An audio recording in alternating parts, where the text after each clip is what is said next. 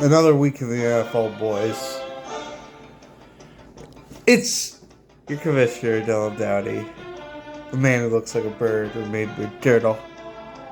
Wearing a tie. This is your recap and preview edition. Sorry, your commish was on a vacation last week. My hair is goofed up, but we'll try and make it through. We're going to start with our weekly awards, and then we're going to move into the who won, who lost last week, and then we're going to go into the matchups of this week. We have a whole smorgasbord for you, boys. We're all hyped up. I had my week off. Let's go! Starting off, our juggernaut of the week is Jonathan Taylor Thomas with 158.66 points, taking down Joe's squad of whatever. I don't have that in front of me. We'll get to that in a second. Maybe I should have done that first. Anyways, moving on. Our special little guy of the week is Tim, taking me out hard. Only scoring 76.24 points. Moving on, our MVP goes to Yee, Bench King, with his play of Cooper Kupp, getting 37.6 points in victory over Shane's squad. And then, of course, the sit of the week belongs to your boy, Dylan Splash Dowdy, with Damien Harris on my bench, who scored, I think it was 25.8 points. Let's move on to the games from last week. First, I should have done that first. We already talked about that, boys. Let's not dwell. Starting first, Watertown Ligma gets it done. 148.76 to 118.84. 2 Doug Club Slash. Watertown Ligma going to 5-2, and Doug Club Slash in the doldrums 1-6. Crisis can happen unexpectedly. 1-6, boys. We're not giving up, though. We're not giving up. It looks like Brian's ready to do big things. Anyways, moving on. Dirty East Mahoney Baloney gets another fucking terrible performance out of his opponent to squeak away with a victory once again, scoring 127 points, the lowest amount of points in a victory this week. Once again, most likely 127.34 to a 76.24 points. And not very great effort from your boy Tim, Wonder Bread squad.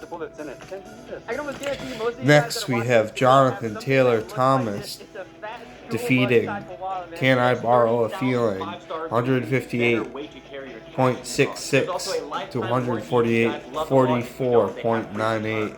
It's a tough one. Close game. Joe goes to 2-5. I really feel for him. That's all I can say about that one. Dave goes to 4-3, kind of middle of the pack for him. He needs a couple of more victories to really establish himself as a real contender. But moving on, Yee getting it done against 2 girlies, 1 cup. And I gotta say, who saw this coming? Nobody. He's really made a comeback here in the last couple of weeks. But yeah, 3-4 now. Maybe somebody to look out for. In these next coming weeks, when you play him, you should get your shit ready, because he's coming for you.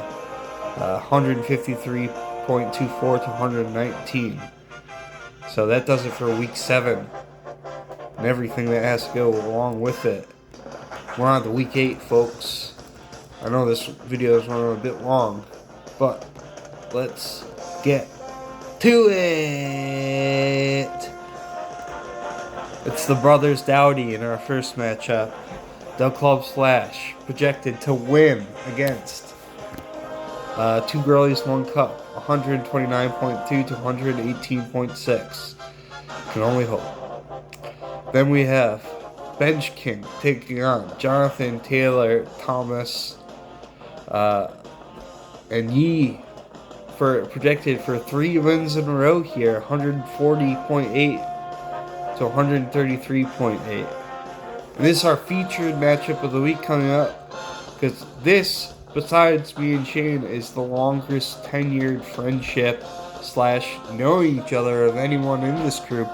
Corey, Dirty East Mahoney, taking on Brian, Watertown Ligma, in what looks to be a squash match by projections. Once again, Corey looking to take out the scraps here in our featured matchup. 133.5 to 101.5. There in the projection for Corey to get the squash in the victory in our featured matchup of the week.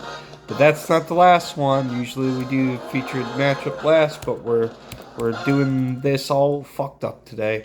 Kind of a pseudo medium of the pack bowl here. Can I Borrow a Feeling 2 and 5 taking on Wonder Bread. Probably the closest game via the projections this week. 124.4 for Joe and 122.3 for Tim. That does it for your recap and your preview of this week. So it's not going to be a video tomorrow at all. Unless you really want it to be. I mean, you could, text me and maybe I'll send you a little something. But if there's nothing like that, this year commissioner signing off.